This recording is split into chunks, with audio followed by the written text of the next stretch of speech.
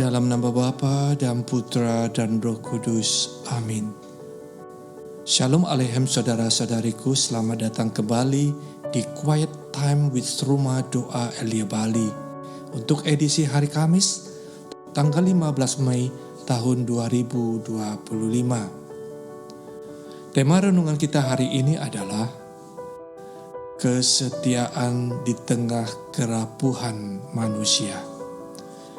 Bacaan dari Kisah Para Rasul bab 13 ayat 13 sampai 25 dan Injil Suci menurut Yohanes bab 13 ayat 16 sampai 20. Saudara-saudari yang terkasih, mari kita jujur tentang diri kita sendiri.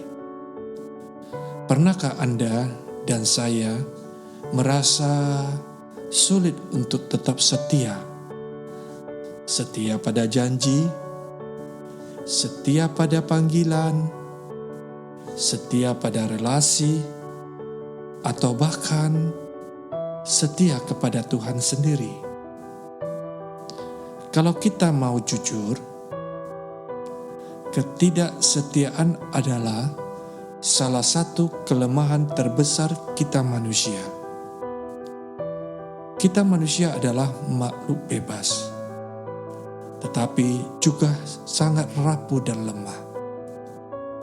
Bebas untuk memilih, namun kebebasan itu membawa beban tanggung jawab yang seringkali kita hindari. Kita adalah juga makhluk yang cenderung mencari kenyamanan dan menghindari penderitaan. Maka ketika kesetiaan menuntut sebuah kesabaran, menuntut bertahan dalam kesulitan, naluri kita berkata, mengapa harus susah-susah untuk setia kalau ada jalan yang lebih nyaman? Saudara-saudari, di malam terakhir sebelum Yesus diserahkan untuk diadili dan disalibkan, Tuhan Yesus berkata kepada muridnya bahwa seorang hamba tidak lebih tinggi dari tuannya. Dan ada orang yang makan rotiku tetapi mengangkat tumitnya terhadap aku. Tuhan Yesus tahu kerapuhan kita manusia, termasuk kerapuhan muridnya sendiri. Ada yang tidak setia.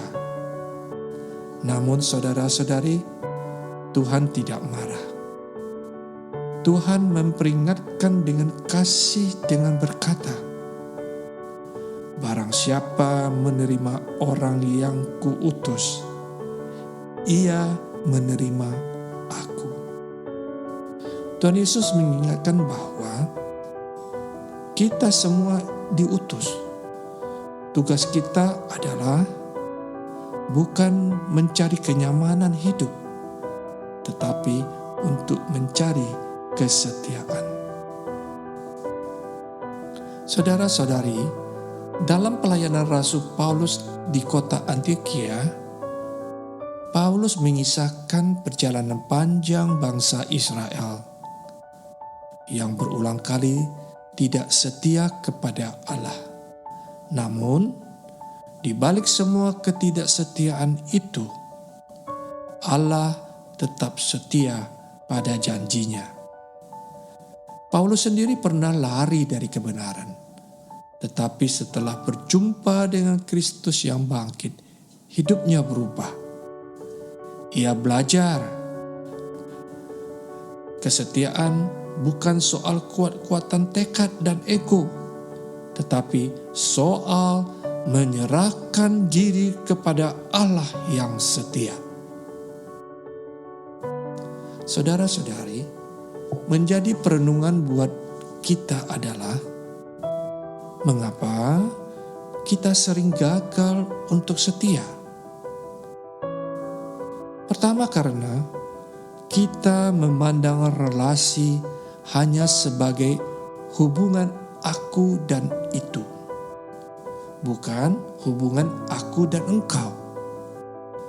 Orang lain dilihat hanya sebagai objek, bukan sebagai pribadi. Yang kedua, karena naluri kita manusia lebih suka kepuasan yang instan daripada pengorbanan jangka panjang.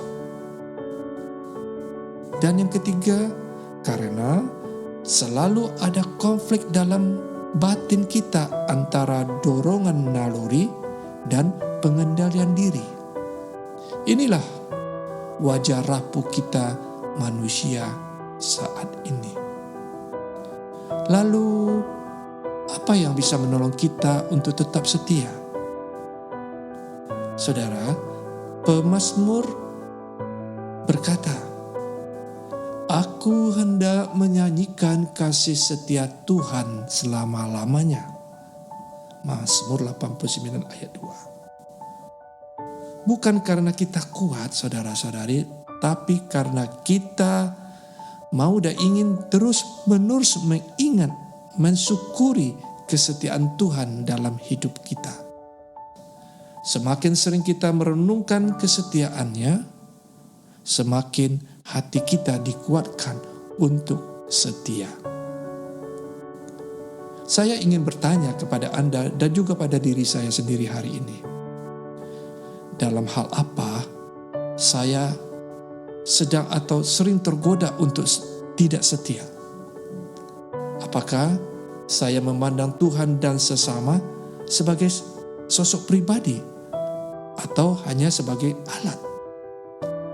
Apakah saya sungguh mencari Tuhan Yesus atau sekedar mencari kenyamanan dalam pelindungannya? Saudara-saudari, kesetiaan itu bukan soal pernah atau tidak pernah kita jatuh, tetapi soal bagaimana cara kita untuk kembali kepada Tuhan setiap kali kita jatuh. Saudara-saudari, janganlah kita menjadi seperti Yudas yang mengangkat tumit dari Tuhan, tetapi belajarlah dari Paulus dan murid lainnya yang meski pernah jatuh, akhirnya setia sampai akhir. Karena Tuhan yang kita sembah adalah Tuhan yang setia. Bahkan ketika kita tidak setia padanya. Maka saudara-saudari yang terkasih, marilah kita terus menyanyikan kasih setia Tuhan untuk selama-lamanya. Tuhan memberkati. Kemuliaan kepada Bapa dan Putra dan Roh Kudus, seperti pada permulaan, sekarang, selalu, dan sepanjang segala abad. Amin.